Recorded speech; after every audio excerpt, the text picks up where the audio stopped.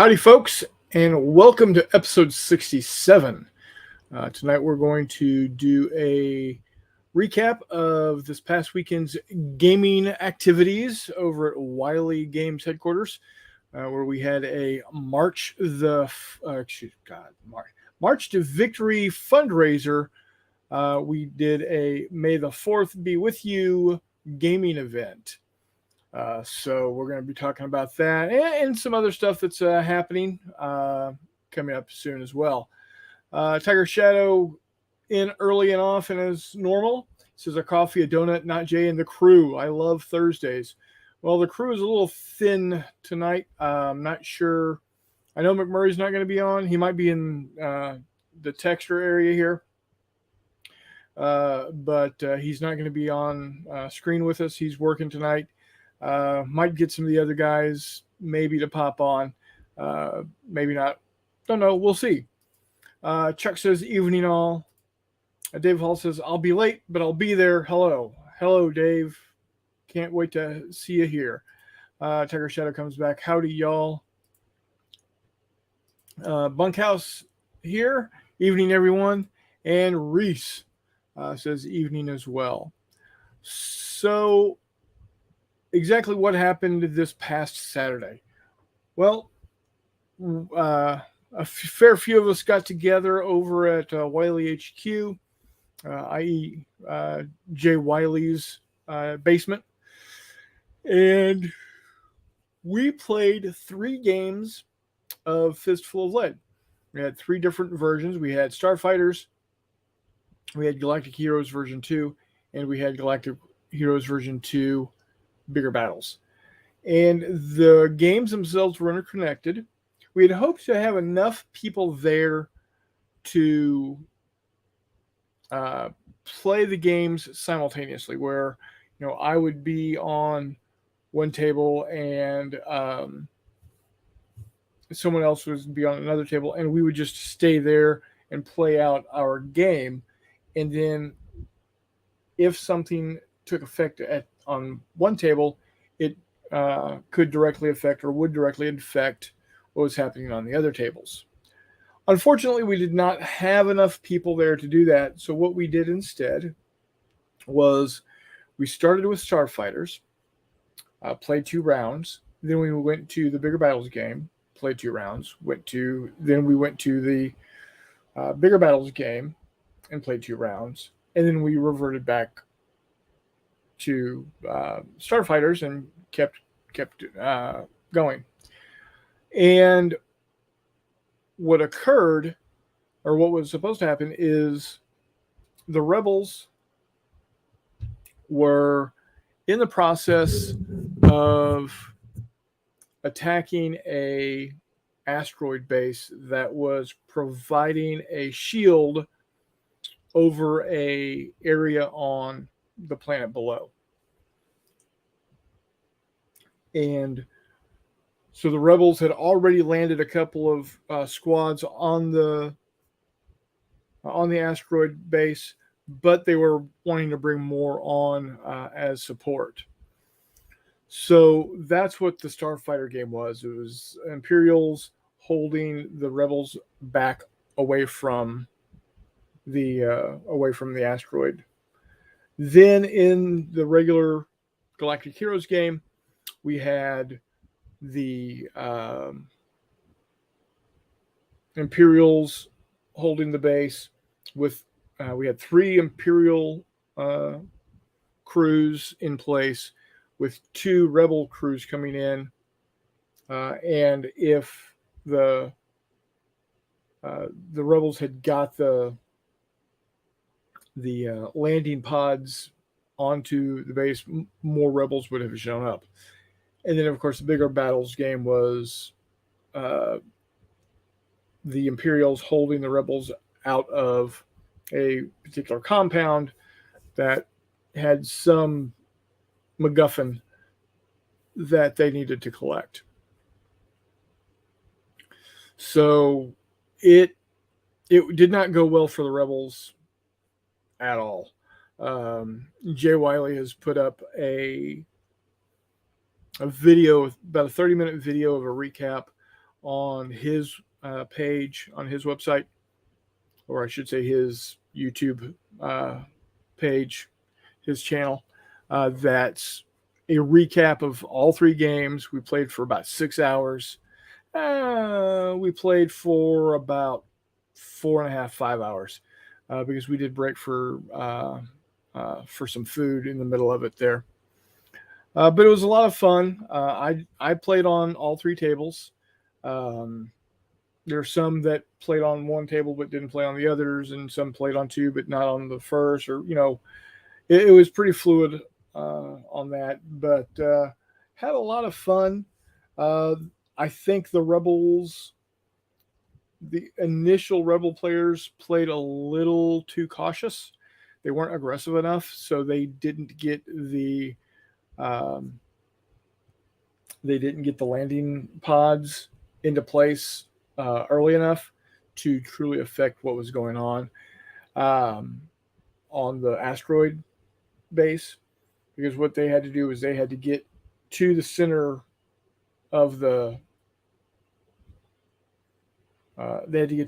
of the base and then pop down a tube that then popped out into the power core, so to speak, and destroy the power core. Anyway, it it took them too long to realize. I mean, in the first two turns, they had the right speed. They had enough. They had the ability to have the speed to get to the place, but they just played it too cautious. Um, and so they didn't have the support they needed on the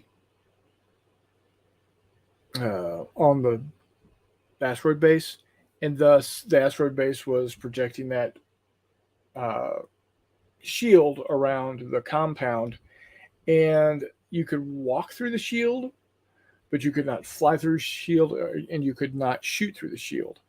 So, since that shield wasn't going down, the only thing that the rebels would have been able to do would be to walk in. Well, the Imperials had a total of, what was it? I think we had 5 full units, full squads in there, plus Darth Vader, plus some others that were it, and there was only one gate to walk through, so it was not gonna be pretty for the rebels. But we had fun. The and that's the most important part is having fun, playing the game. But what is also important is it was a fundraising event, and that fundraising event, if I remember correctly, Jay Wiley told me they collected $425 that weekend between the tickets for entrance to the weekend, um, plus the raffle tickets that were bought. By the way, thank y'all if y'all purchase raffle tickets. Thank y'all. That went a long way to helping out quite a bit. And then I think a couple of T-shirts were also purchased. So thank you very much. We are going to be having uh, another gaming event. It is the last weekend of July, and it is at the I don't remember the name. It's a brew pub there in downtown Independence. It's like it's Three Trails Brewing Company, and we're going to be in the basement. We're going to have about 8 gaming tables. So it's going to be a good time. Again, it's buy a ticket to get in. There's going to be raffle tickets. There's going to be T-shirts. We're even looking into. I say we. Robin and Jay are looking into getting a special mug or a cup with a logo on it that will, you purchase the cup, and then when you go up to the bar, you get a discount on the beers. So you still have to buy the beer, but they're hoping to be able to make a deal with the establishment to maybe get a bit of a discount. So we'll see how that goes. But that is coming up. So another thing that is coming up is the number of subscriptions to this YouTube channel. We're currently at 175. Hey, Crossing Obstacles. Yeah, definitely, watch the replay. It's not going to, I don't think we're going to be real late tonight. It's just me talking right now. We'll see. Depends on what direction I go with this. Because I can't talk about the weekend for, hour and a half, 2 hours. I probably could, but it would be boring. We'll see if anybody shows up and get a conversation going. Anyway, so yeah, definitely check out that replay. Glad you stopped in. We are at 175 on the subscriptions. We've slowed down quite a bit. I know a lot of that has to do with I'm not posting videos as often as I have wanted to. I keep on saying, "Oh, I'll post more. I'll post more." Life gets in the way, and so we'll see if I can get more videos posted here in the near future. Wardrobe plays World War II. Todd says, getting ready to walk the dog. That's what they're calling it these days. All right. Go walk your dog, buddy. Stay cool. It is warm and humid here in the American Midwest now. I know if Warmut's going to pipe in, well, you don't know how blah, blah. It got up to 93 today, which is a little, that's about 15 to 20 degrees warmer than normal. We're hot all this week. We're going to be back to normal next week. So we actually had to turn the air conditioner on this morning before we left, so it could be bearable today for the cats and the dog. Anyway, beside the point. We're at 175. I would love to see us hit 200. Oh God, Reese, your move. Oh God, I've done that. I hate it. Anyway, I'd like to see us hit 200 by the end of July. That's my goal. We've got about 10 weeks, 10, 11 weeks to make that happen. Here's the deal. I will have a video Friday morning. And it's going to be explaining, just like we had the contest for when I would hit 100, we're going to have a contest when I hit 200, as long as it's before the end of July. July 31st is our cutoff date. This time around, it is going to be of course, a t-shirt. I'll get you a t-shirt. And then, and by the way, if anybody would like to make purchase a t-shirt of their own, I'm not making any money off of it whatsoever. Jay Wiley is providing the shirts for me. He's really not making any money off of it either. But let me know. Direct message me on Facebook or in Discord, or somehow get in touch with me and let me know that you'd like to buy the Chronicles of a Night J t-shirt. They're $20 plus shipping. Just let me know and we'll make it happen. Unfortunately, if you live overseas, you could be talking quite a lot of money for shipping. It's not very heavy, so I don't know. We'll see. So Tiger Shadow, Paul, if you want one and you don't win one, $20 US. I don't know what it would cost to go to Australia. Probably pretty damn pricey. Anyway, the other thing that we're going to be giving away, or I'm going to be giving away, is the ships needed to play the different battles of Savo Island around. I think there's like four battles around Savo Island, and they're going to be in the 1/6000th scale, like I've been doing.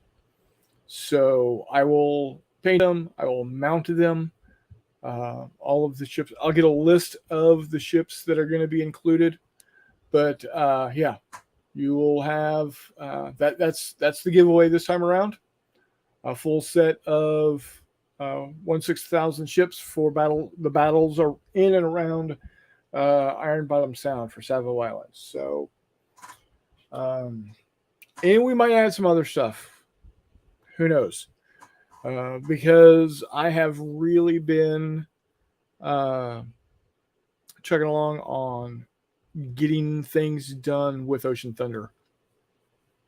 McMurray and I played 2 Sundays or 1 Sunday ago, not this past Sunday, but the Sunday before that, the 1st of May.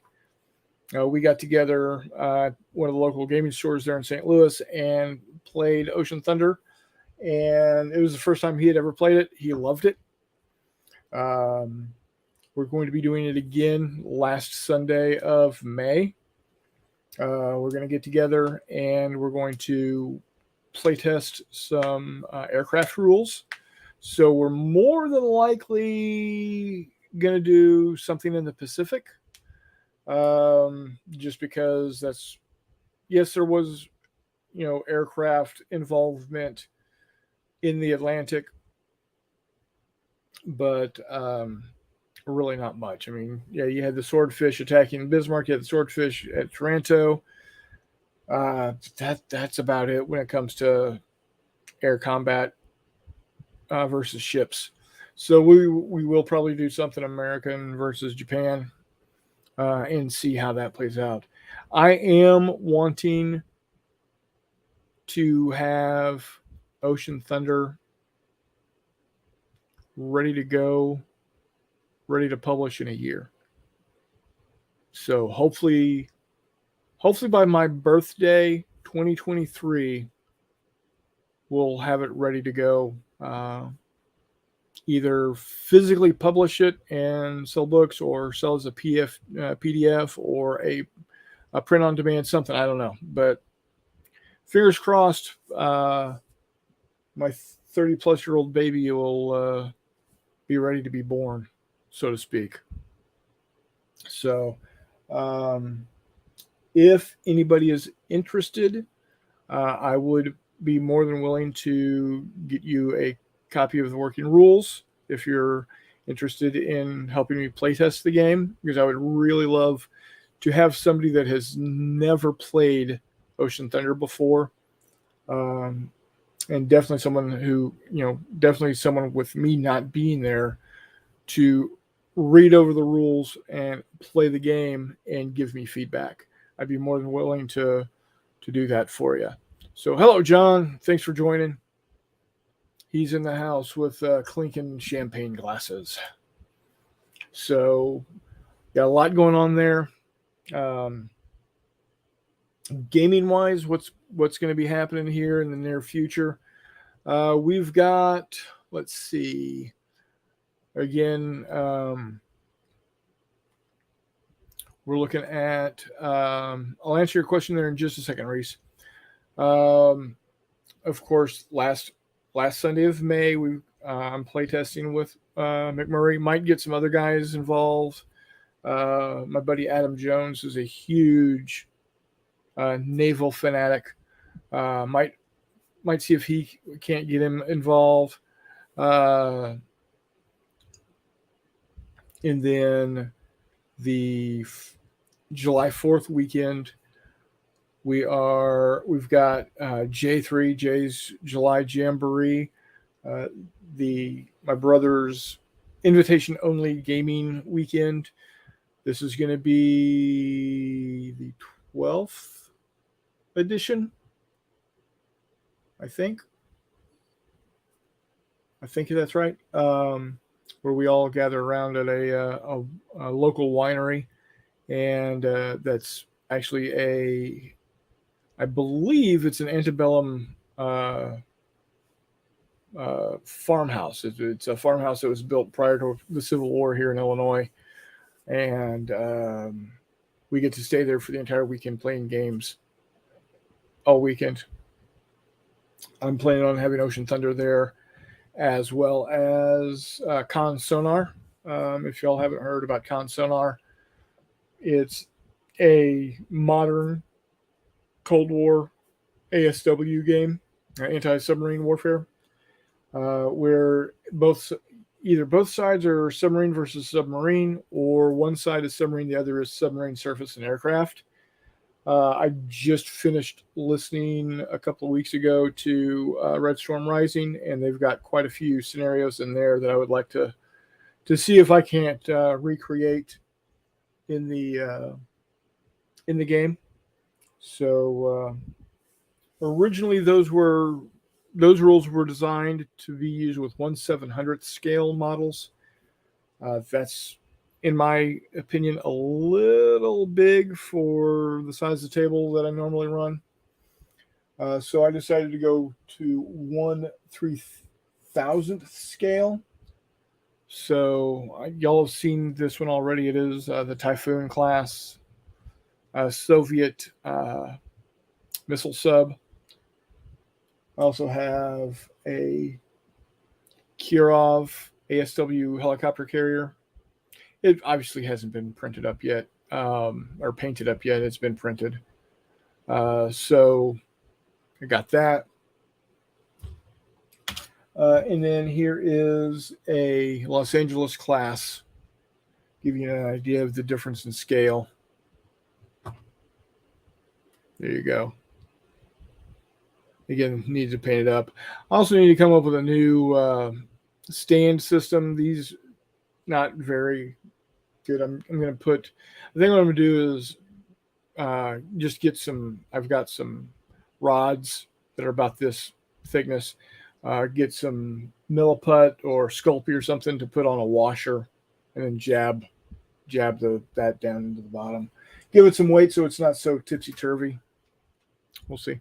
So we got that. Then at the end of July, last weekend of July, is Battles and Brews. That's the J. Wiley event that I was talking about, where we're in the basement of Three Trails Brewing Company. That'll be fun. Then in October, we've got Wiley Wargaming Weekend for his birthday. We may or may not have a recruit. I don't know. I haven't heard one way or the other. And then sometime in late November or December, we're going to have another gaming event where we're going to be collecting money for March to Victory. And it's going to be Snow Brawl. It's going to be where elves and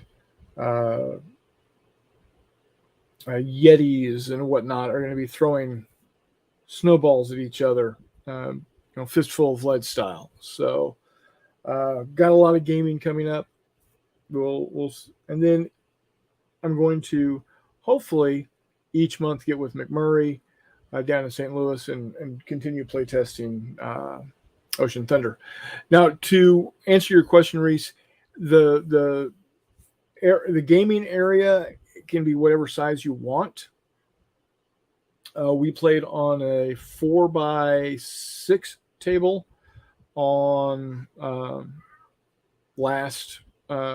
week ago Sunday, this past Sunday, and with this scale of ship, it looked really good. It doesn't look great on photos because they're so small, but in person, when you're actually playing the game, it works really well. So I was quite pleased. I used to play in 1/2400th scale. I love 1/2400th scale, especially GHQ models, because they are just amazing to look at, but they're also very expensive. Last time I checked, a battleship was $14 or $15. Aircraft carriers were going to be pushing $17 or $18. A pack of 3 destroyers was $13 or $14 if I remember correctly. So yeah, they're getting expensive. I was able to get the STL files here, um and for pay what I wanted for the STL and then print them out. Literally pennies for the entire fleet for what we played uh, 2 weeks ago was literally less than $1 in resin, and we had Scharnhorst, Gneisenau, Prinzeugen, and 6 Narvik class destroyers for the Germans. The Brits had Rodney, Repulse, Edinburgh, Sussex, and 6 Treble class destroyers. So we had what? 10, 16, 19 ships for definitely less than $2 worth of resin. So yeah, it's a lot more affordable that way.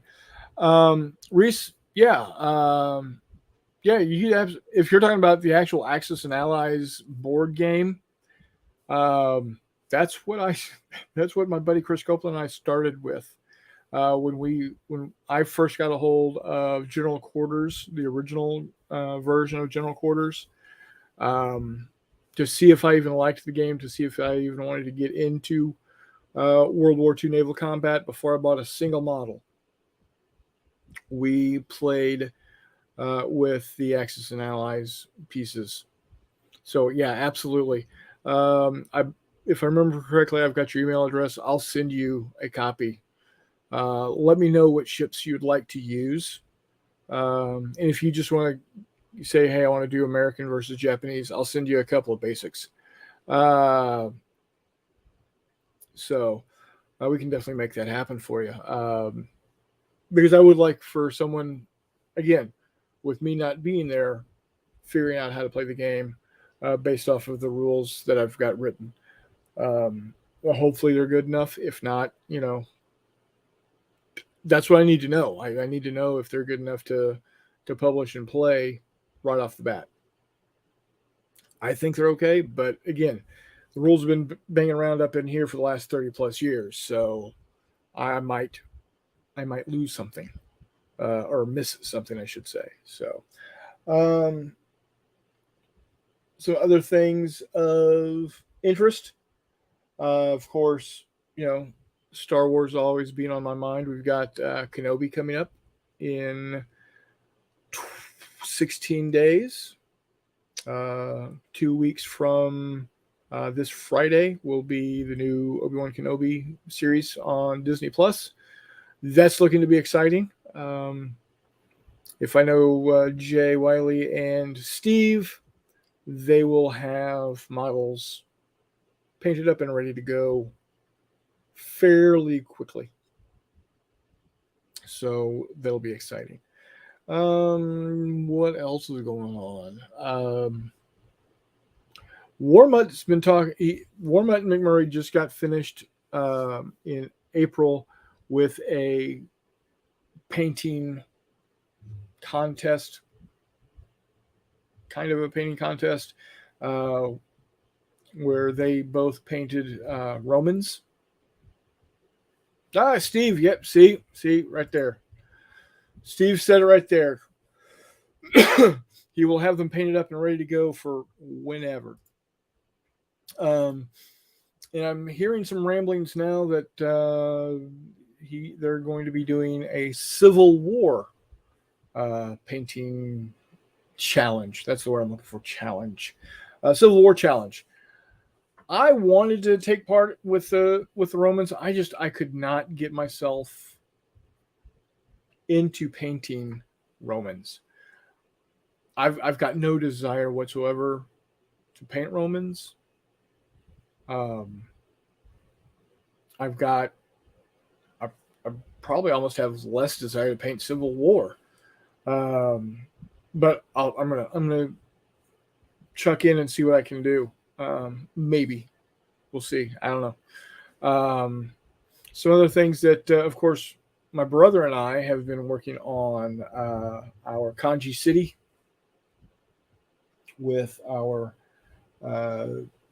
cyberpunk stuff. We haven't been able to get sat down again to play a game recently. Again, life has happened. We're hoping maybe sometime this month, maybe being able to get it going. Maybe the last Saturday of this month we'll get to play. But that's coming along right nicely. Oh, excuse me, guys. Today was a rough day at work. Very busy, so. And I've been yammering here for 31 minutes straight with not saying a whole lot.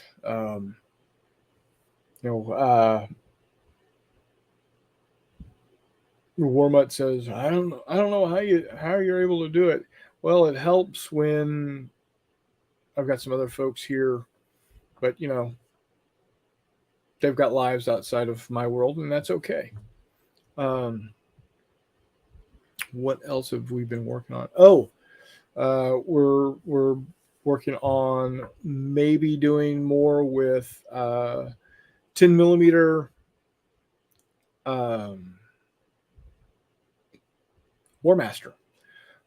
He has been doing elves and undead, and I'm thinking that when I got back into gaming in the early 2000s, when I lived in Austin, I of course had started playing Warhammer 40K again, just to get me back into it, see if I could meet up with some folks, and then figure out something else to play with them, which happened. But I also was looking to play in Warhammer Fantasy. And I had always wanted to make up a Dogs of War army, and so I'm looking to do that for War Master, doing a War Master Dogs of War army in 10 millimeter. So I might use my Romans for that. We'll see. I don't know. I've also just recently finished listening to The Belgariad. It's a fantasy novel by David and Lee Eddings. It's listed by author David Eddings, but his wife Lee was there as kind of in the background, helping him write the stories. It's a 5-book series, really quite good.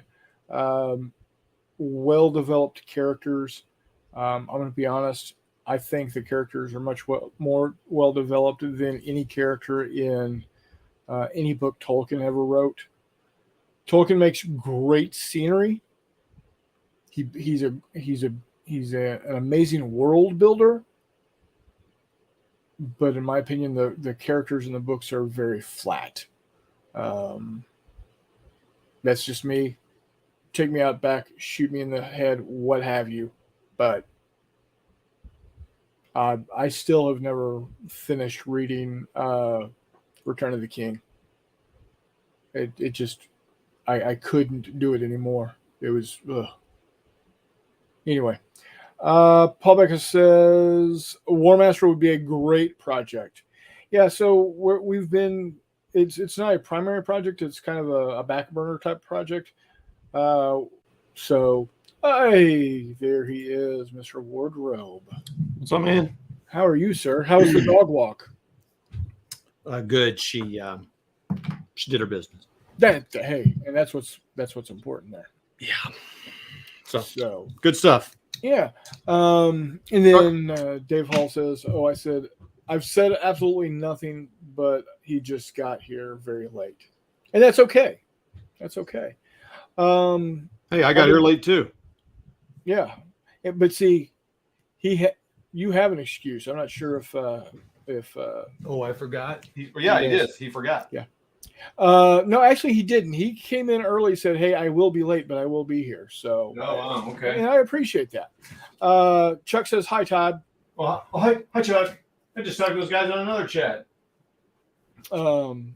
So I did a quick recap of the Wiley weekend. Yeah. 4th be with you.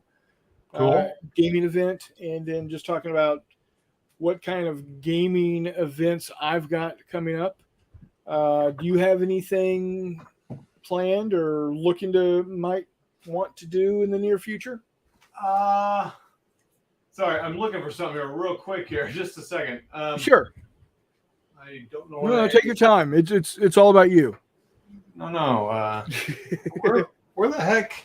It's just because someone mentioned in the comments here. Oh well, whatever. Okay. No, I don't have anything. DICON's coming up. I guess I could probably go to that. Yeah, DICON is a multifaceted gaming convention in the St. Louis area. It's RPGs. It is we're not rocket propelled grenades. Role-playing games. It's board games. Both, from my understanding, it's both war games and Euro style games. Am I correct? Yeah, it is. It's both. And of course, it's miniature gaming as well. My buddy Adam, who I'm hoping might be able to get to come play Ocean Thunder with me, is kind of putting together the miniatures games. So, Becca says, what's that? Adam would be great to play Ocean Thunder. He plays a lot of those guys play a lot of those games. Yes, he does. Naval games. Yep. Becca says he pre-ordered Cold War Commander 2. Cool. So you got War Master there. See, there you go. I mean, it's like really good shape too. Yeah. I just had to get it because I like the Commander series so much. I thought I got to get the original. Yeah. I don't know if the drawing. Oh, sorry. Hizzy Cat's in the house. Sup, laddies. Hey, what's up? I think he means ladies. Could be. I think the art in these. I was being kind to all of us. I think the art in this is great. Oh yeah, the late '80s, early '90s Games Workshop art is amazing. I love the stuff. I mean, it's insane, but it's also just kind of. I mean, I've always liked little tight pencil art. I mean, it's really hard to see. My lighting's terrible here, but. Oh yeah, it's you get the idea.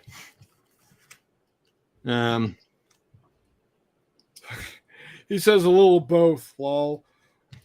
That's all right. I like the ladies. Ladies, laddies, lassies. Did they combi. Didn't they make a follow-up book to this? They can't. Not really a follow-up book. They did do a War Master historical.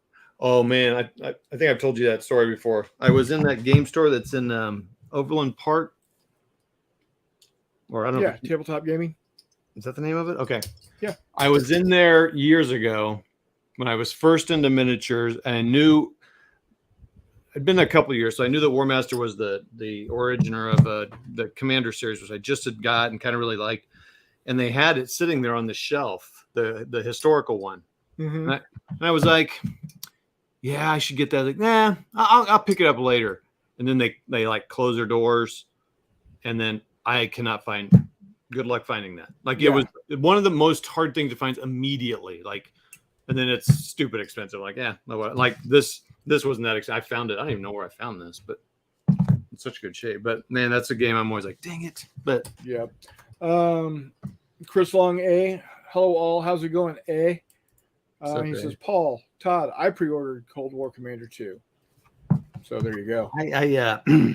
I still need to do it because what I'm going to do is order a new version of Blitzkrieg Commander because my binding's all shot to crap. So I was going to order that, but I just have to do it. Put them on the same order so they're shipped together. Yeah.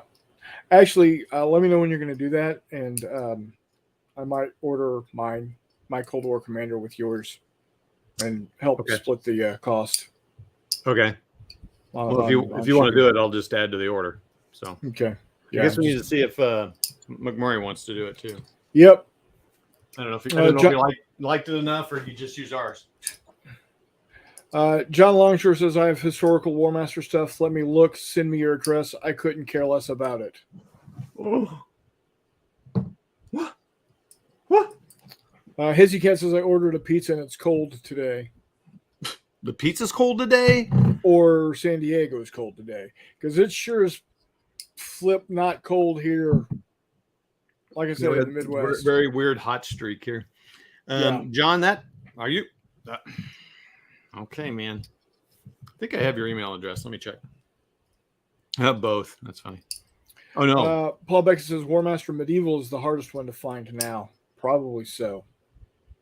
Yeah, I think this one was just War Master. Is it Ancients? Probably. It's probably Ancients is the one I think I saw. Yeah. I feel like I saw. So, Let's see here. Yeah, it's a fun game.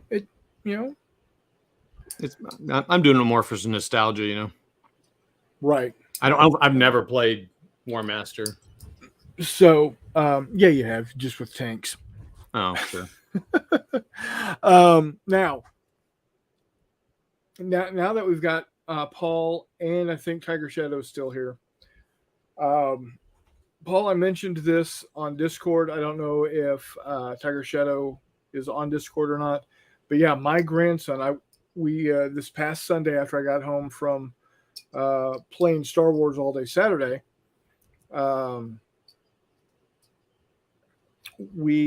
got home about 10 o'clock. I got up super early, rolled out of my daughter's house at about 6 o'clock, drove home, was home by 10 o'clock, picked up Donna. We went up to Pittsfield, the closest big town, all 5,000 people of it. And we went for lunch at our favorite Mexican food restaurant. While we were there, I got a text message from our daughter saying, hey, Cam, who is our grandson, has got one more game this afternoon at 3 down in St. Charles, which is about an hour and a half away. So we decided, you know what? Let's go. We went down and watched them play rugby. They won the tournament. They were doing it. It was really interesting. The particular bracket they were in had 5 total teams. So there was 4 games, and everybody played everybody else at least once, or played everybody once. And how it worked out is it was by points. Who had the most points differential overall 4 games won the tournament.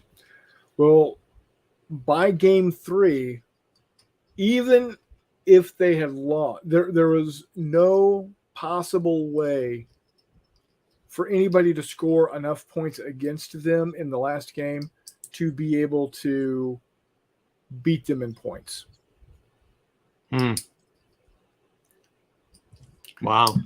And so we were there watching them play a game that didn't matter, but they still won. So they won all 4 games. The points differential was, they were like plus 72. They'd scored 72 more points than everybody else that they played on all 4 games. It was crazy. Well, the game we watched, they won 29-0. And this is rugby, by the way, guys. So a try is 5 points. After try kick is worth 2 points if you make it. And they won 29-0. And it was just really fun to watch them. And the reason I'm bringing this up is we found out that my grandson has the opportunity, if all he has to do is A, say yes, and B, buy his airline ticket, and he gets to go to Australia to play rugby in Australia under some famous rugby player / rugby coach. I don't know what this guy's name is. I heard it, but I forgot it at this point. But what the deal is when he gets down there, his coach is friends with the coach down in Australia. And what happens is when he gets down there, he gets hooked up with a host family so he'll live with a host family, and they get him set up with a part-time job. And so when he's not sleeping or playing and practicing for rugby, he's working at his part-time job. So keeps him out of trouble, gets him some spending money, etc. Plus, he gets to, oh, by the way, play rugby under probably a world-renowned rugby coach / player. And I'm sorry, I don't remember the name of the gentleman. If I find out about it, I will let you guys know. So, but we're pretty excited about that. He also has a 80% scholarship offer to go to a college to play rugby, and then while at the end of this game, he was approached by another college offering him a scholarship. So, would he do the Australia thing and then go to college, or Yep. Australia thing like? No, the Australia thing is like for 3 months. It's just like a summer thing. Okay, I mean, unless they just have zero money, why he needs to do it? I mean, there's just no. It's like a no-brainer. It is. And so we just. Is there hesitation? He's unsure because of a girlfriend, and it's like, dude. I mean, I know, I get it, but yeah, he's 18. He's 17, almost 18, graduating high school. She's all that, but dude, you will. Yeah. Well, he's been talking to his coach, and his coach is like, "This would be like if a kid from Australia wanting to play American football and coming to Kansas City and saying, yeah, I'm going to be coached by Andy Reid. Or going to Boston and saying, I'm getting to get coached by Bill Belichick. I mean, I guess I'm like, it's a trip to Australia for a little money. Yeah, exactly. And plus you get to play a game that you absolutely love and want to be part of your life for a while. So, I mean, just to go to Australia, I mean, it's so, wow. I can't advise enough to go because he'll never, ever. Yeah, it's a literally a once in a lifetime thing. Yeah, I mean, if he goes to play to college, he could go. Who knows? They might take trips too. But I mean, it's like a team when they go to a championship game. It's like, you know what they always say. Oh, maybe next year. No, it's never guaranteed. That's why they're so passionate about winning, because it's not guaranteed. So anyway, whatever. Gonna hit some comments here. Becca says, "Yep, Ancients was the first one. War Master." Okay, I got you. War Master, Historical Ancients, and then I think they went medieval. Yep. Chuck says, "Hissy out here in East County. We had a nice warm afternoon. Now it's cold." Yeah, what is cold, Chuck? I think it's pretty chilly out there. Ancients, I think, is buried with Aunt Pearl. New and shrink, just ignore her cologne. Nice. John, I sent you an email. Hissy Cat Studio says, "What up with the cold weather? I want a refund from the city." Yeah, I moved to this. What does San Diego stand for in Spanish? Isn't it a whale? Oh, never mind. Yeah, no, it's German. Oh, German for whales. Yeah. War Master Ancients was so fun, and Paul is right. The medieval book was impossible to find, and still is. Steve, I did do the recap, and Jay Wiley was playing nude all day. You know, he was the streaking baron. Chuck says, gray May, June gloom. Been that way since at least 66. Yeah. Chris Lux says, I used to be a hooker. I'm going on the assumption that that's a position on a rugby team. I'm not. We were talking about rugby. I'm not. But who knows? I mean, he is Canadian. I'm not. Nope. Paul Becca says, great life experience. I hope he does it. So do I. I really do. You gotta go see where the Beckus lives. Yeah. I don't know where it's going to be. I just know it's Australia. And I know that's like saying, oh, I don't know where it's going to be, but I know it's the United States. I get Australia is huge. I have a degree in geography. I understand this. It's still Australia, though. I don't care. It's huge and it's there. No, right. I don't know where in Australia it is. I mean, they're all the same. Reese says in the States that means something different. Not quite sure what you're referring The to there, hooker. Reese. Hooker. He's Um, talking about hooker. Hissy Cat says, I knew it. Paul says, we have the hottest chicks in the world.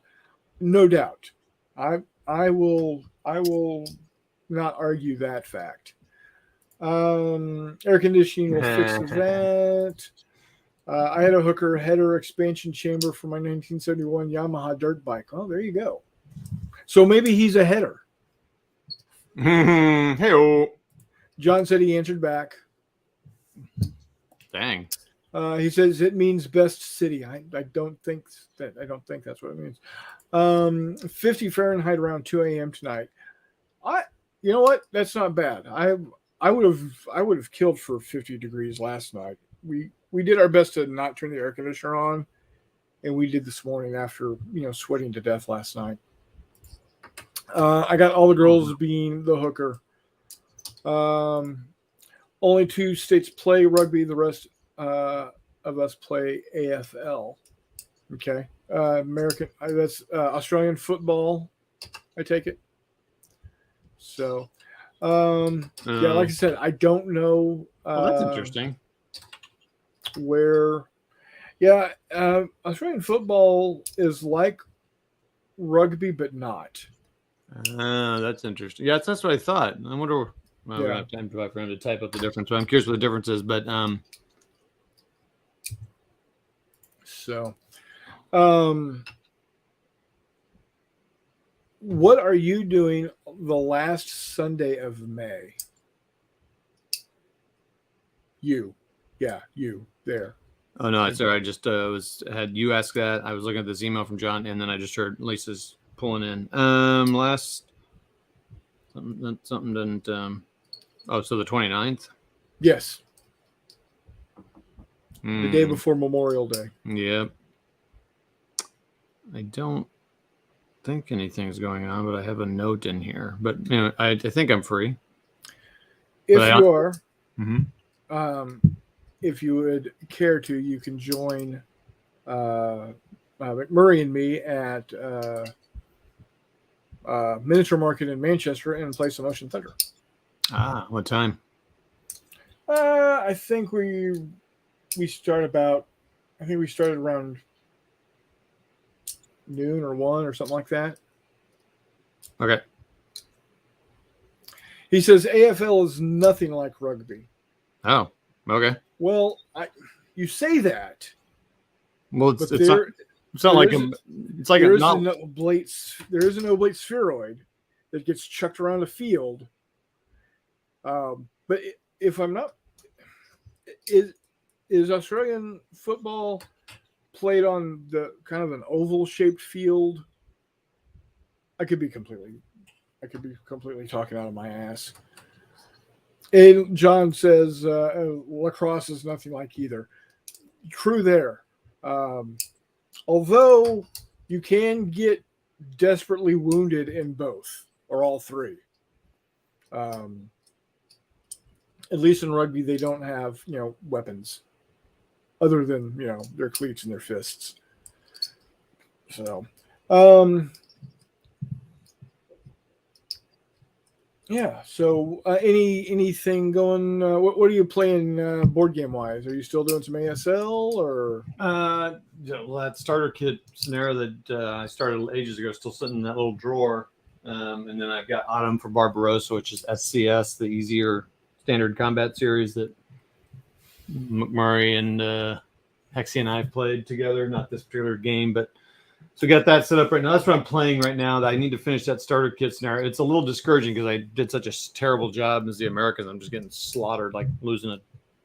Anyway, so I don't know if I just reset or just start a new scenario or what. But that's what I have. And then on the table, I think I changed my mind. I was going to play U.S. Civil War, but I think I'm going to wait till Jeff plays it so we can kind of learn it together. I will probably play a Civil War game because a guy gave it to me at this gathering of gamers I went to a couple weeks ago. Yeah. And I feel obligated. Well, that sounds like he forced it on. I feel obligated to do it because he gave it to me and I want to at least try it. Yeah. So that's cool. It was very generous. He could have sold it to me, but he's like, "Oh, you can have it." I'm like, "Oh, okay." fantastic. So I need to try it. But it's a pretty complicated system. So What's anyway. what's the name of the game? Into the Woods. So Jeff played it on his Oh, channel. yeah. But it's Great Battles, American Civil War. It's a lot of depth to it. But its cool thing is they have those couple small maps for small scenarios, so you don't even have to, pull out the whole. That's good. Pull out the whole board there. John Longshore says new ACW popular rules appear to be the Ultra Freedom. It does. Are those the miniature rules put out by the Little Wars TV guys? Yes. Yeah. They put on a game for my brother and his OCS class when they went out to do a staff ride at Gettysburg. So that was kind of cool. Into the Woods, it sounds like date night in the South. Yes, it does.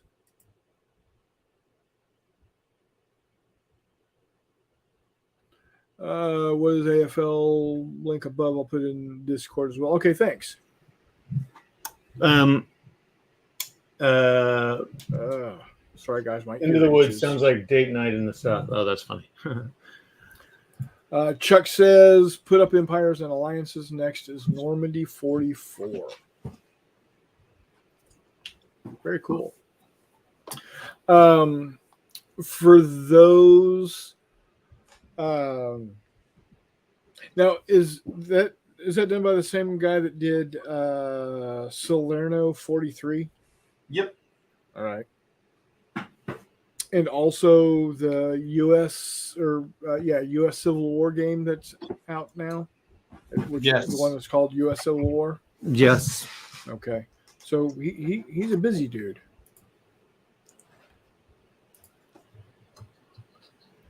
I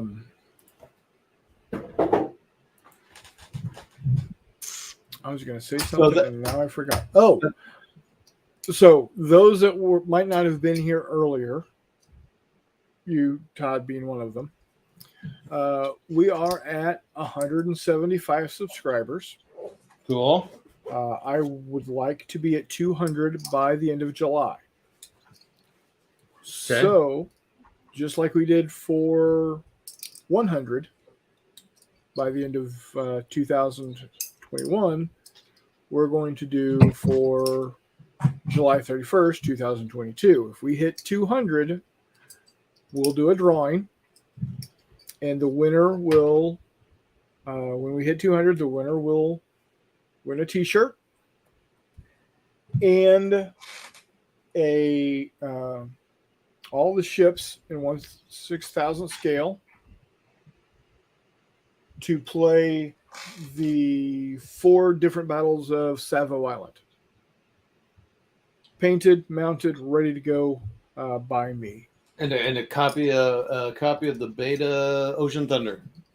Yes, and if you're so inclined, we'll kick in some Ocean Thunder for you. I kind of put you on the spot for that. What am I, alfalfa? I put you on the spot there. You don't have to do that, of course, but that'd be cool. No. Well, I've already put it out that if anybody is interested in playtesting, get a hold of me and I can send them a copy.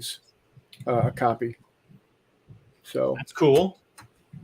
Because I do want to get somebody. I want some folks that have never seen the game, other than the one time that Don and I played here online, and see if just from the rules that I've written, can they make sense of it and actually play the game. Yeah, that's a big part. What is Race for Bastogne? Who did that? I'm not familiar. I just finished clipping a Race for Bastogne. I'll make videos soon. Well, I'm assuming that it's about the Battle of the Bulge or the build up to it, and no idea who created it. I bet he'll let us know. MMP. Oh, GTS. Yeah. I forgot that was the name of that. It's the newest Grand Tactical Series. They're typically huge games. How big? I watched a video of that, but I don't remember how big the map is. A lot of their games are huge. About like this. Oh yeah, that big box for Normandy. It's amazing. And they have 2 fantastic games on the Market Garden, but they're going to reprint them. But I don't know if that's going to, I guess they're not going to, I don't know. So it's a pretty cool system. I mean, I had tried it for a while, and I think, it's just not my cup of tea. But anyway, so that's cool. It'll be fun to see that in Hissy. It'll be interesting to see that on your channel. So I think I've approached this subject before. I'm gonna go ahead and it says 2 big and 2 8.5 by 11s. So not quite sure what 2 big means, and then I know he's referring to the number 2. There are 2 maps that are big. That's not that many then. And then 2 8.5 by 11. But I don't know what constitutes big. It's probably, I think standard map size is 22 by 34, I think. Okay. So, and they probably are just stacked, so it's probably 22 by 68 or something. Yeah. I mean, Hissy, are they the same as standard map size? They probably are. There's no reason why they would have made them bigger, I don't think. So let's go measure this map and see. That's 20. He says 22 by 34. Bam. So it's probably the 22 by 60, 22 by 68 then. I'm guessing. Or it could be 34 by 44. No, that's true, I guess. Yeah, it depends how deep they went versus how. Did they go for depth or girth? Yikes. Whoa.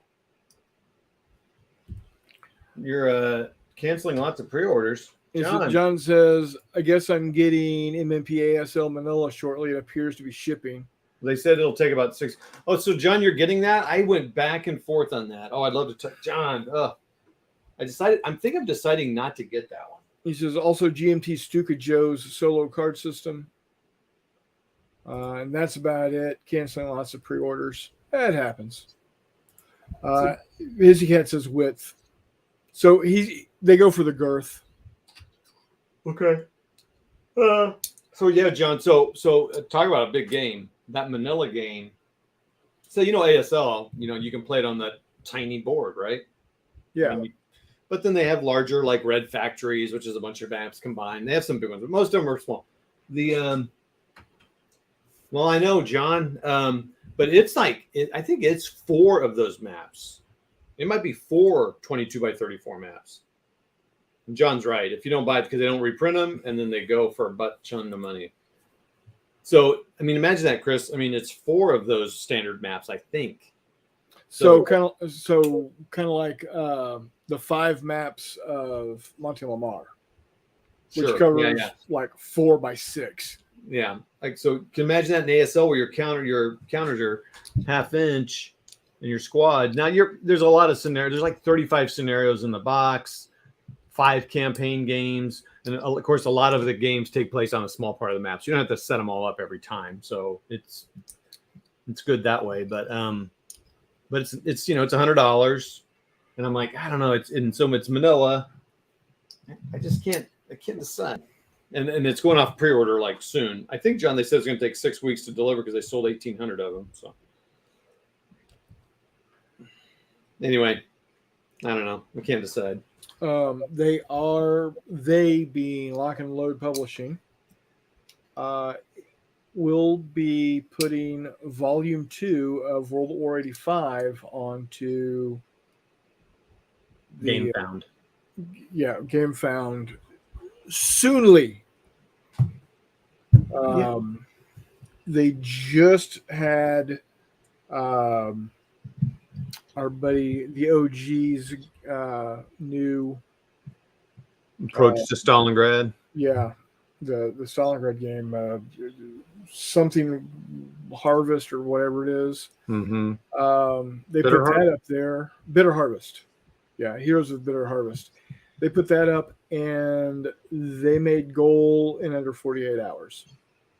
Yeah, I mean, I hadn't realized initially that it was going to be its own standalone game. I thought it was going to be like an add-on module. So it's cool that it's just its own game. Yeah. I guess a couple of the scenarios or one of the additions needs the other East Front one, I think, but that's like one of the stretch goals or something. Yeah. So that's pretty cool. I'm glad to see that go good for Devin because spent a lot of time on that. Yeah, I'm liking that they're doing some. It at least to me it seems like every other week another Normandy game comes out, or another Bastogne game comes out, or another Stalingrad, not Stalingrad, Barbarossa. Yeah, comes out. It's like, there are other campaigns, there are other battles that happened during World War II that aren't those. Yeah, I know. Not Dean Essig, Carl Fung, who works on the BCS series and other series for MMP, had some post about, or blog post or something about designing games, and you don't want to do another Bulge game, but they sure sell. So, so he's talking about you design games that are maybe adjacent. Yeah, I don't understand why. I mean, literally, if you looked at a catalog that had all the games ever produced, I would say there are literally hundreds of Normandy games, D-Day games. There's literally hundreds of Bastogne games.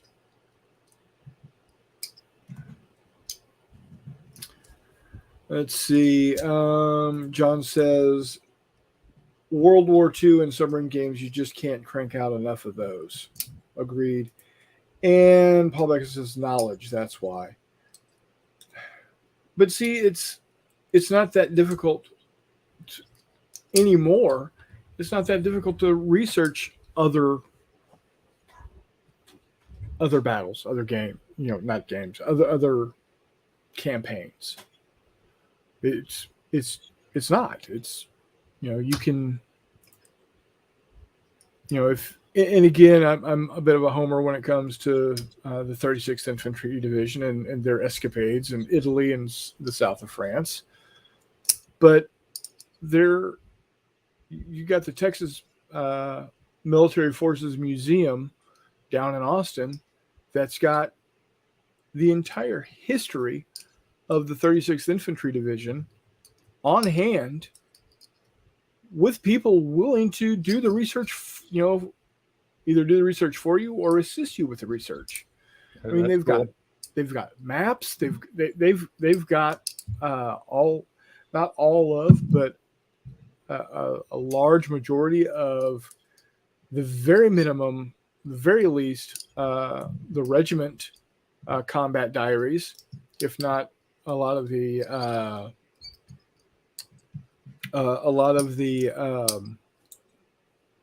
company combat diaries. Oh, that's cool.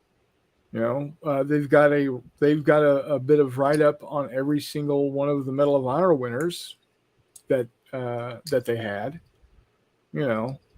So let's see.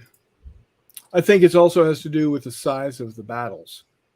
Yeah, well, that's part of it. There is, and also information. I mean, the reason that Band of Brothers and all that stuff's covered so much is because people like Dick Winters kept incredible records. Not every division and regiment. No, and I agree. But when you've got the 45th is the same way in Oklahoma City. They've got a museum there with all of these records.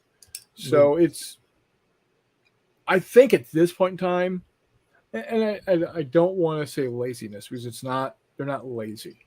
It's just maybe they don't know that it's available. I don't know. Let's see what else we got. Joanna says, hi, boys. Good vibes. Well, hello, Joanna. Thanks for dropping in again. Hissy Cat Studio. I mean, who wants to play the island landing in the Pacific that only had 6 Javanese on the island? No, I get that, but I mean, there is. Why don't we see? And recently we've been seeing more of Salerno. Why aren't we seeing Monte Cassino? Why aren't we seeing Operation Dragoon? I mean, these are major events, major campaigns. The reason why Dragoon was offset by 3 months because it was supposed to happen at the same time that D-Day did in June, but they pushed it off to September. And the reason is they didn't have enough landing craft.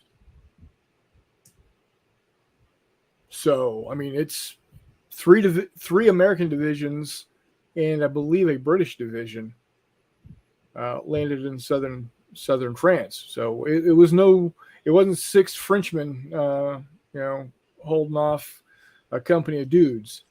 Knowledge of the customer. Not every American is going to know the U.S. Army fought in the Pacific. It's the Marines. Yeah, that's the other that's the other issue that I have is that there were far more Army divisions in the Pacific than there were Marine divisions. And my brother's unit, the 33rd Infantry Brigade Combat Team, takes their lineage back to the 33rd Infantry Division, which fought in the island campaigns. This is all about the U.S. Army in the Pacific War. Who wrote that? John McManus? Yep, professor down in Rolla. Oh, cool. I wonder if I need to see if they've got an audio book of it on on Audible. Mr. Hex. Oh my! How bad did it end up? Put it this way: the Caps went up 3-0. Started the second. Sorry. No, go ahead. How bad did it end up? All right, so 3-0, and then they gave up 5 straight goals. Oof. That's insane. Couldn't believe it. After the devastating loss of a game that they should have won 2 nights ago, easily. What is going on? They don't want to play defense. Their goalie, those 2 young goalies they got are playing their little asses off. I'm sorry, Sam Sonoff definitely is. But you know what? When you got 2 skaters against 1 goalie, 3 out of 5 times, he doesn't have a chance. And when he does make a save, it's super. But Yeah. His cat wants to know if it's a good book. I haven't read it yet. I just saw him speak. He was here at a library spoke, and I bought it. So. Oh, nice. Did he sign it for you? I did not wait. It was kind of it wasn't just happened. It was kind of a little bit more in the middle of COVID, and there were a bunch of old people there coughing. Oh, was like, okay, yeah. I was like, thanks for listening to the talk. I'm out. Bye. Maybe I'll take it down to Rolla when I visit my kid and see if they'll sign it. Yeah, there you go. John says the customers that buy these games aren't the ones that don't know anything about that subject. Joy of Wargaming's in the house. Hi, John. Hey, what's up, man? Thank you for showing up. And then put a sumo between the pipes. There you go. That's what you need to do there. Actually, when I was growing up, I played soccer when I was a wee child. I was in 3rd and 4th grade, and we had a kid my age, so like 8, 9, 10 years old. He was every bit 5. The rest of us were like 4.5 feet tall. This kid was already 5 feet, already pushing like 130, 140 pounds. We were lucky to be, soaking wet 75, 80. And he just, we didn't win a single game that season, but we never lost by more than 1 point. Mm. And it was, the defense was me, as a fullback, my best friend is a fullback, and Big John as our goalie. Nothing got past us much.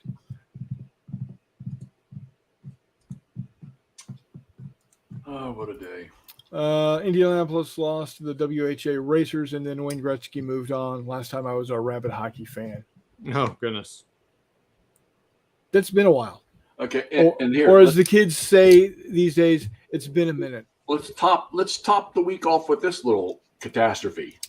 We had to give our team, the team we were playing Tuesday night, we had to give them 10 shots. All right, 9 holes. We had to give them 10 shots, which is actually minimal compared to some of the teams we play.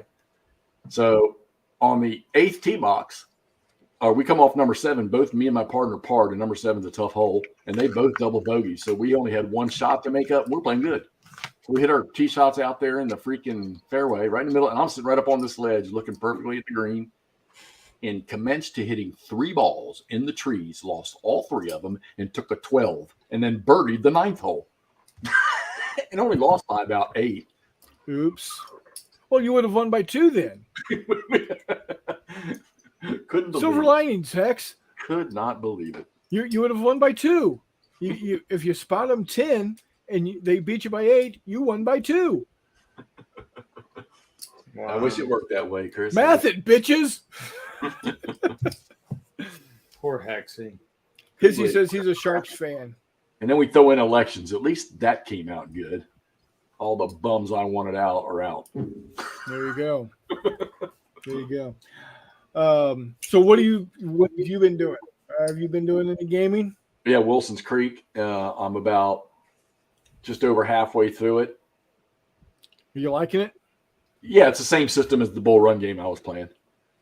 So yeah, it's fun. The damn thing plays so easy and so smooth. So I don't have no hesitation. Yeah, I brought up a period map of Wilson's Creek. All right. And the map on that game, besides looking gorgeous, is almost dead on. I'd like to go out there sometime. Todd, you said you're 4 hours from there? Chuck, how you doing, buddy? Yep. 4 hours. See all that stuff I sent Mutt about Pachaco Pass or Pacheco? Yeah. I was trying to find some pictures or uniform drawings of what the 1st California, they're actually called the 1st California Brigade, but one of the regiments was the 1st California. They were the 71st Pennsylvania. What's that They mean? were at the angle in Pickett's Charge. So they where were they drawn up? They were all recruited in Philadelphia, and they were called the 1st California Regiment. Okay. Why? So I didn't get time to read enough details about it, whether the people had to be from California or something like that. But they were the 71st Pennsylvania, and the minute I read, I was like, oh my God, they fought in a lot of battles. I was, as one does with Wikipedia, I started going down a rabbit hole and found that there was about 2,000 men from Texas that fought for the Union. Yeah. I thought that was interesting. Not surprising. I mean, so many sides. St. Louis was a pretty divided city. Well, I mean, parts were northern, parts were southern, parts were... You would expect that from a slave state that didn't leave the Union to be split like that. Yeah. But Texas left the Union February 1st of 1861. They were the 7th state to say, peace, I'm out. 7 out of, 13? 11? Fuck, I don't remember. Anyway, they pieced out pretty quick. I think that's why reading history is pretty important, because it's real easy to say, like when World War II, man, everyone was on board with this thing. Like, no, they weren't actually. It wasn't like it was a perfectly unified country. And, right. And when the Revolutionary War happened, there was a lot of division, and so it wouldn't. it's not surprising that some people in Texas were like, I don't want any part to do with this. I'm going to, you know what I mean? Like, Well, Sam Houston, the governor at the time, didn't want anything to do with the Confederacy. John Longshore says, I kind of think any city below the 40th parallel shouldn't have a hockey team. Just saying. Now, you say that, John, but there are more AHL, I guess, the farm, there are more farm team hockey teams in Texas than there are in Missouri, Illinois, Iowa, and Minnesota combined. There's like 9. It's crazy. People in Texas love hockey, and I don't know why. I like the Dallas Stars. They're one of my top 5 teams. Their farm team is the the Texas Stars. They play in actually Cedar Park, Texas, which is just outside of Austin. So yeah, I remember going to hockey games in Kansas City, the Kansas City Blades. Before that, they had the Kansas City Scouts. I remember the season when California had more teams in the playoffs than Canada. Well, that's not real hard these days because there's, 6 teams in Canada now out of 30? yeah, it's insane. Yeah, there's not as many. Toronto, Calgary. She says, well, if you have to call up McDonald's to pre-order your ice. I can't even think of who the 6th one is. Toronto, Calgary, Montreal, Ottawa, Vancouver. Winnipeg. Thank you. I left that open just so you can answer. I miss the old Quebec Nordiques and teams like that. Yep. Yeah. Well, boys, coming up on an hour and a half. I was too busy cussing to be on. Sorry. I understand. Chuck says, well, John says Winnipeg. Hissy Cat says win a peg. And then Chuck says Blackhawks forever. Probably be another 20 years before they're good again. Yeah. Chuck, I got a Jonathan Taves jersey. My cousin, who lives in outside of Lubbock, Texas, is a gargantuan Blackhawks fan. And it's because he and my aunt went to visit my other cousin, his brother, in Chicago. And David took Chase and Aunt Ann to a Blackhawks game. And he's kind of like you, Jeff. He fell in love with hockey. Love it. Love it. So, yeah. So I have not been to an NHL hockey game because they're so freaking expensive. I looked to see what it would cost for Donna and me to go to a Blues game, and against a team that is, either not a rival or isn't very good or whatever. Nosebleed tickets were still $85 a piece.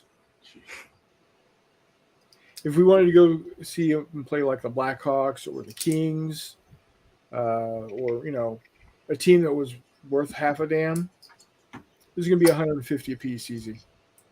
And it's just ridiculous. Well, I'm gonna tell you right now, if the Caps lose this series to Florida, I'm rooting for Florida because I want to see Giroux win a Stanley Cup.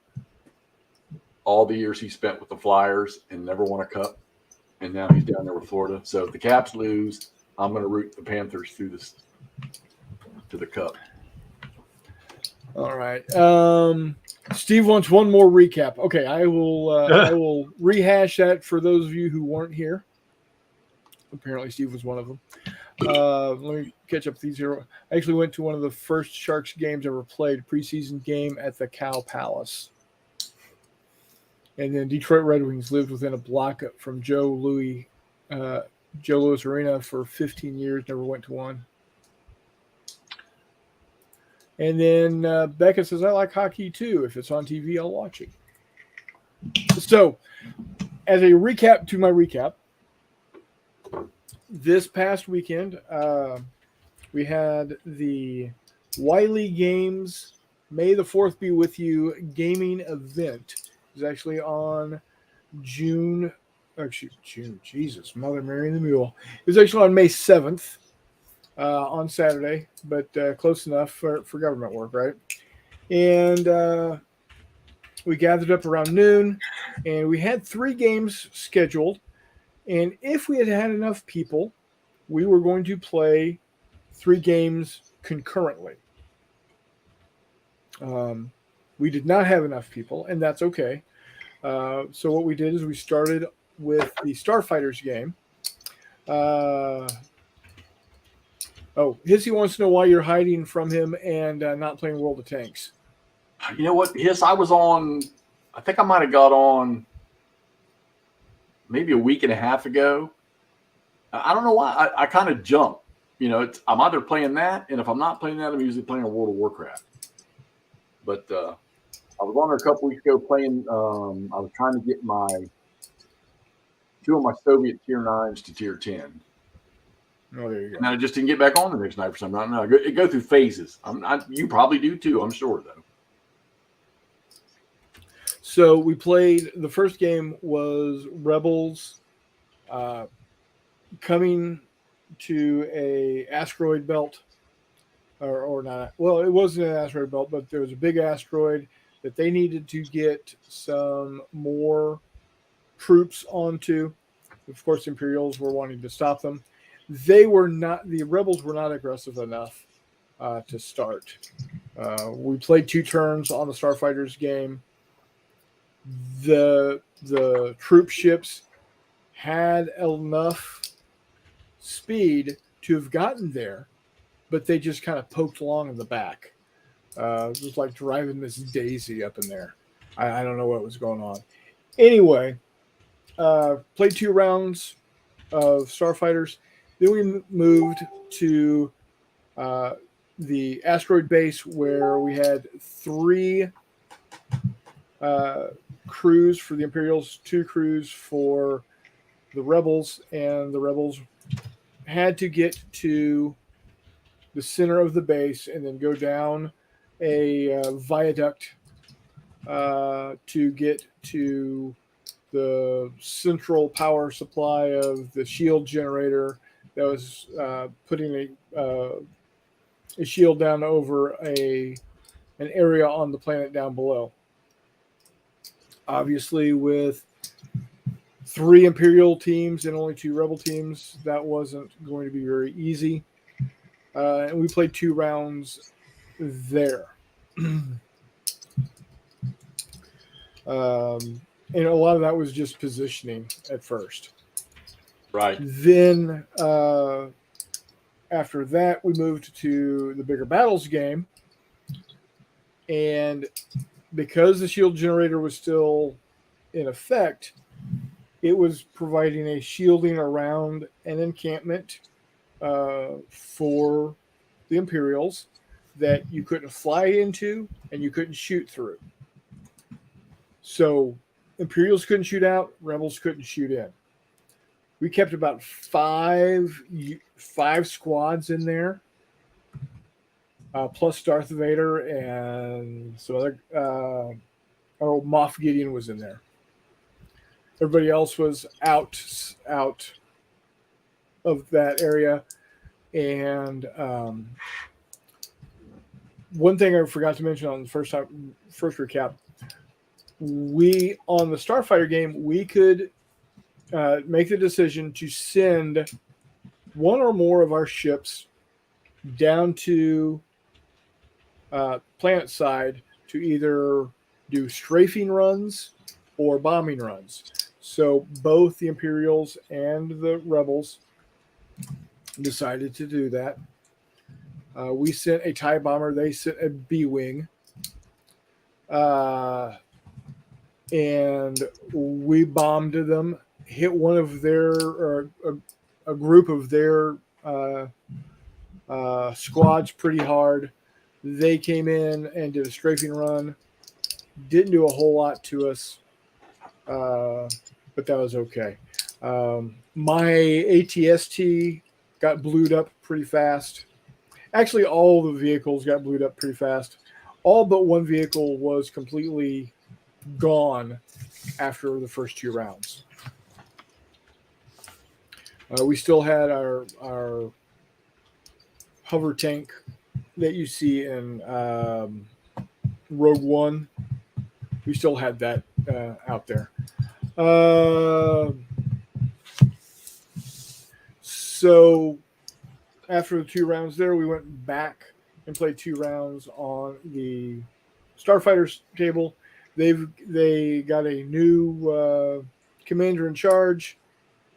He told the troop ships to floor it, and almost got to where they needed to get, but got blued up pretty hard. Oh, absolutely, I had a blast, Steve. I'm getting to the best part, where my sniper blew Cassian Andor's head square off his shoulders, and I was very vocal about it because I really hadn't done anything all. I mean, on the bigger battles board, my speeder bikes knocked out a land speeder, but that was about it. And I did take out 2 rebel ships to my 6 Imperial ships. So, that wasn't really good there. But my sniper took Cassian Andor's head clean off. So that I was very vocal about it. But it was a lot of fun, and the food was good. Robin makes a really, really good burrito bar. It was very tasty. So fun was had by all, I would say, and we raised if I remember correctly, $425 towards March to Victory 2023. Oh wow, that's great. So. We'll put a link. So again, those of you that were that are here that purchased tickets, raffle tickets, thank you for participating. Later next week, you'll be receiving an email from Wiley Games, from Robin, with your PDF of all of the Star Wars character cards that have been made. So here's some of the examples there. Those are amazing. Make me sick. So, yeah. In the March of Victory 2023 will be epic. Y'all got to be there. Yes, Steve, they absolutely need to be there. I know some of our foreign viewers will not going to be able to make it. Well, if PB comes to the United States, I'm going to lose my shit. Oh, yeah. Yeah, guys, let's put it this way. If Paul Beckus ever makes it to a convention that I'm at, nobody will hear the end of it from me because all of y'all, including Tiger Shadow, are closer to me than he is. So, yeah. Paul, if you ever decide to spend your ill-gotten booty and hike your way up here for one of the conventions I'm at,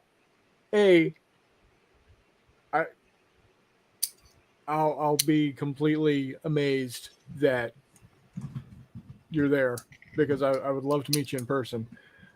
2, you literally are on the other side of the world and nobody has any excuses at that point. So, but yeah, March to Victory 2023 is going to be, as the kids these days say, off the chains, or off the hook, on the chains. I don't know. I wasn't even cool when I was a kid, so I was so unhip I had to wear a belt all the time. Hey, Boom. All right. So, oh, I got to say, I think I know a game that Jeff's looking forward to getting. A game about a certain big battle he was just talking about. oh, With some Californians in it or whatever they were. So I got a text message on Facebook from a particular game designer Sunday asking me for my address, and he's going to send me a signature edition of A Most Fearful Sacrifice. ooh. I just saw someone posting on that while we've been on here saying, "Oh, it's so beautiful, it's so great." And I mean, how big is that board, dude? We were talking about big boards earlier. I mean, is it 6 foot by something? It looks to me like it's two hard-backed poster, like regular poster things. I was trying to look at Tony's video today on it. So, and yeah, I'm excited to get it. Cool. Hey, what did you say the name of the game was again? A Most Fearful Sacrifice. And what Flying what does that Pig cover? Games. Yeah, What's that? just got released. Flying Pig Games. The thing kickstarted for what? It was $125, I think. Mm-hmm. And is that covering 3 days of Gettysburg. Okay. Yeah, see, Gettysburg is another one of those that I swear there's got to be 800,000 different games covering that battle. And I understand it's one of those key battles that everybody learns about. I mean, the thing about Gettysburg is the Confederacy had a chance, a major fight on Northern soil. Yeah. And they had everything. They had all the cards were in their favor. And you had a new commander that was handed the reins 2 days before the fight or 3 days before the fight. And his troops were scattered all over from Virginia to Maryland. So they had their chance. That's why I think a lot of people say that that's the potential turning point. Right. So. I just, talking about, I think just before you came on, or you might have been on, just talking about, there are just some battles or some campaigns that just continue to be produced over and over and over and over and over again. When there are so many others out there that would be just as good. But, as been said, a lot of it is knowledge. A lot of people don't want to take the time to do the research, or they've looked into it and they just don't have the material just isn't there. Right, the material's not there. Right. After hearing McManus speak about Island Infernos, I went and bought this Last Battle Ishima 1945, which is Army, U.S. Army, with Ernie Pyle and other people. So, because just to find some, there's an Ernie Pyle World War II museum thing in the back of this. Anyway, just for that very reason. ASL, Chris, is a way you could play a lot of battles you don't know, because there's like 7,000 scenarios out there for ASL, and like this Battle for Manila is going to be probably U.S. Army, Japanese. So come on, buddy. You too. I bet they cover the south of France and. Probably so. Well, gents, I was floundering. I wasn't floundering, but I was getting all to the point where I wasn't going to be able to talk much more until Wardrobe Mr. Todd showed up. So I appreciate you popping in, and Yeah. then Hexy, thanks you for coming in. Yeah, we got a full episode out of tonight. Yeah, that's next great. week, not sure, but I will definitely have a video this Friday morning. Friday morning for me, Saturday afternoon, or some damn weird thing in Australia. I don't know. Anyway, 8 a.m. Central Standard Time, U.S. New video, and it's going to be about the giveaway that I'm doing. So be on the lookout for it. Comment in there to put your name in the drawing. Remember, it's a Chronicles of Not J T-shirt, and all of the ships needed to fight the 4 naval battles around Savo Island. That's pretty cool, man. I like the painted ships thing. That's awesome. So, yeah, that's what we're doing with it. So, and there may be some other stuff in there. Who knows? If you are interested, along with those ships, I will send you a copy of a beta copy of Ocean Thunder with all the sheets necessary to play those battles. So, anyway, guys, I want to thank everybody for being here. Hissy, Chuck, John, Hex, Tiger Shadow. Let's see, who else did we have in here? Paul, Steve, Reese was in here earlier. John from Joy of Wargaming, thanks for dropping in. We had Crossing Obstacles Games was in here earlier. Dave Hall was here. Chris Long was here. Guys, thank y'all so much. I do truly appreciate it. My pleasure. Y'all have a great night. And until next time, we'll see you on the